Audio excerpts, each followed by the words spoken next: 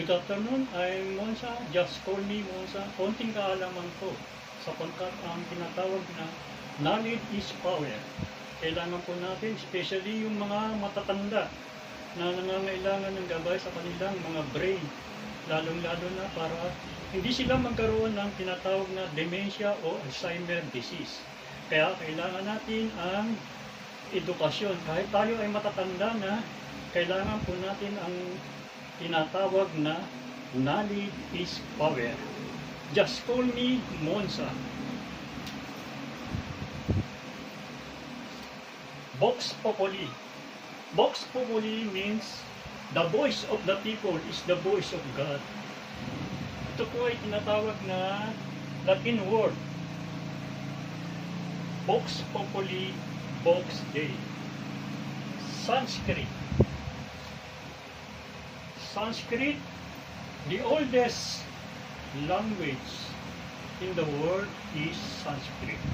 You can find it in India. India, also known as Bharat, the country of Madam Indira Gandhi. Next, konting kaalaman po, Armageddon. Armageddon is the so-called pagbabago sa mga tinatawag. Ito ay nasa Bible. Ang Bible ang tinawag natin basics institution or instruction before leaving the earth, or that Bible. So you have the unity na tinatawag. Unity stand for you and I together with Yahweh. Armageddon, ang pag-separation ng between good and evil. Ito ay battle between the good and evil. Armageddon.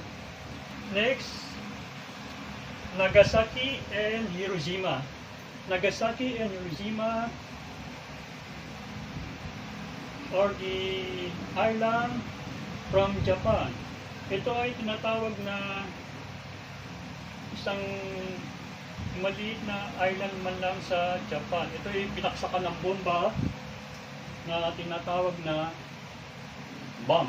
Ang dalawang bomb na binaksak dito ay tinatawag na, yung isa ay The Little Boy and Batman.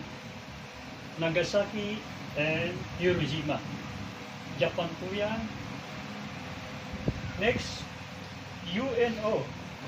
UNO stand for United Nations